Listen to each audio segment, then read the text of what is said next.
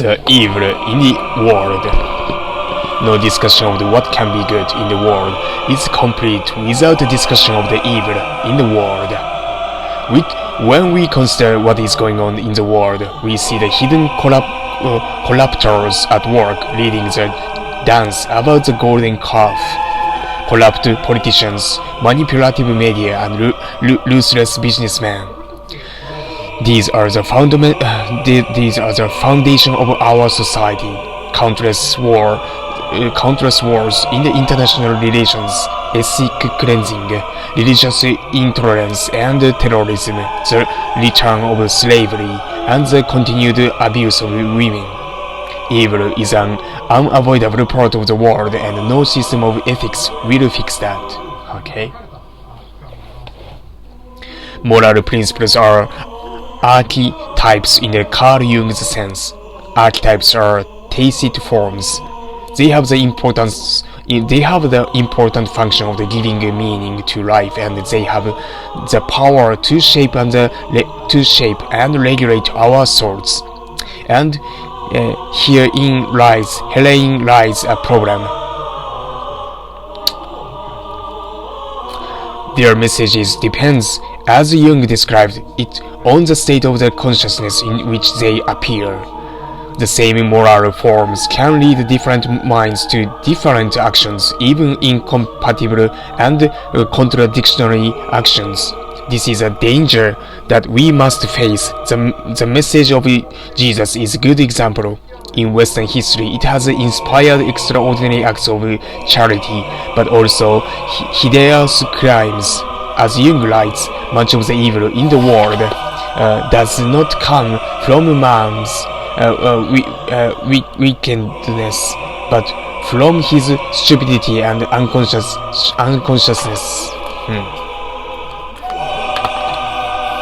Many examples show that this danger is real and that it exists in our time as well as in the dark ages of the past. One has only to think of the devastating effect of the prohibition in America or of the 100,000 auto de fe in Spain, which were all caused by the praiseworthy zeal to save people's souls. The biblical story of the original sin is an allegorical transcription of how evil is rooted in the unconsciousness. I have always thought that it is an old sense of justice to hold someone responsible for crimes committed by others. In fact, clan punishment was a practice of the fascists in the 20th centuries. Instead, it is possible to think that Jung's collective unconsciousness is a cosmic memory field that stores all the memories of humanity, good and bad. Diogo Barradas Ponte, Cecile Roy, and I have presented arguments for the thesis that the human brain can transforms from the cosmic field into our consciousness and from our consciousness into the cosmic field. In this way, the cosmic field stores the crime of humanity as well as the achievement. When the imaging of the crime appears in your mind, it functions like an original sin. But when you follow its suggestions, your responsibility is for your own actions, not for those of some archaic forebears who had yet to develop a consciousness.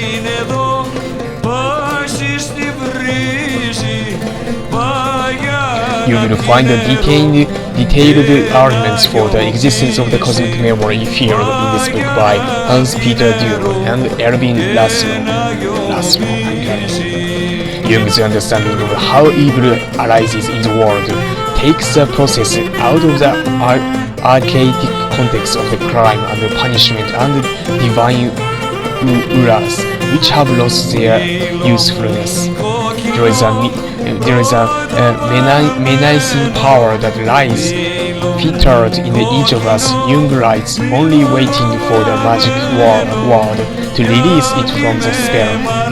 Lessons from his history show that if we give into the unconsciousness, everything is liable to end in destruction.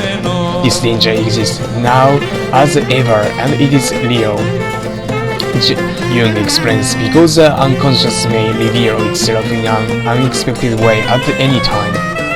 As some of our recent potential leaders have shown us, Jung warns mankind is still standing on the brink of actions. It performs itself but does not control.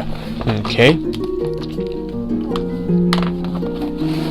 The whole world wants peace, and the whole world prepare for war. To take but one example, to the extent that evil rules in the world, Jung writes, mankind is powerless against mankind, and the gods, as ever, show it the way of fate. Our world is inevitably structured in the polarities, and in many conflicts the concept of the good and the evil don't apply. To deal with this difficulty, our first decision must be to abstain from violence. Abstaining from violence is a principle of ahima, taught by the Indian sages for the thousands of years. If ahima were adopted everywhere as the basis of our life, the world might not be a paradise, but it would be an immensely better place to live in. Sure. The importance of education in this context isn't a novel suggestion. Thousands of years ago, Socrates already taught that virtue is knowledge, and in Plato's Protagoras we found, nobody commits an evil act by their own free will, but the wrong action rests on the lack of understanding. There is no reason to read softly about it. It is stupid to be evil. Okay?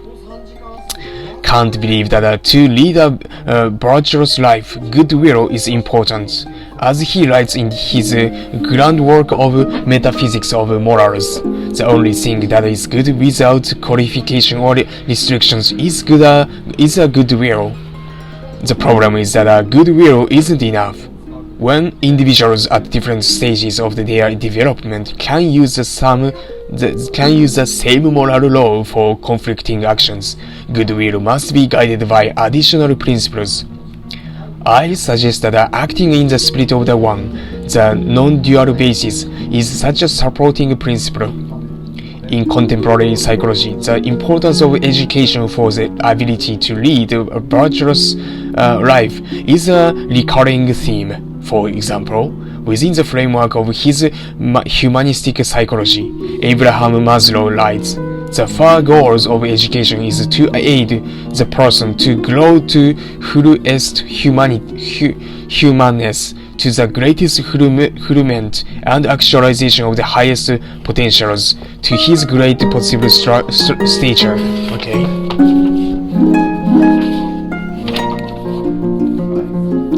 In a word, it should help him to become actually what he deeply is potentially. Contemporary psychology shows us that the development of the human being involves different levels of consciousness. If the consciousness is undeveloped, a person's understanding of virtue can even lead to evil acts. This is a deeper meaning of Zeno's principle. To develop our consciousness to the value-based state is a primary duty because it is a basis of the virtuous life. Jung has warned us that we can't be optimistic about changing human nature. Although contemporary man believes that he can change himself without limit, he writes, the fact remains that despite civilization and Christian education, he is still morally as much in the bondage to his instincts as an animal, and can therefore fall victim at any moment to the beast within.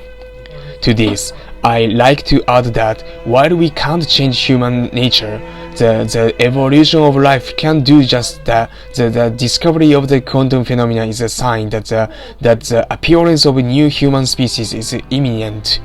The surprising aspect of the world and the way of life that they suggest require more than the learning process to cope with. It takes a change of mind that is so fundamental that a new structure of consciousness or metamorphosis of our consciousness is needed. In the next chapter, we will see how the new consciousness will be integrative and thus intrinsically moral. Okay.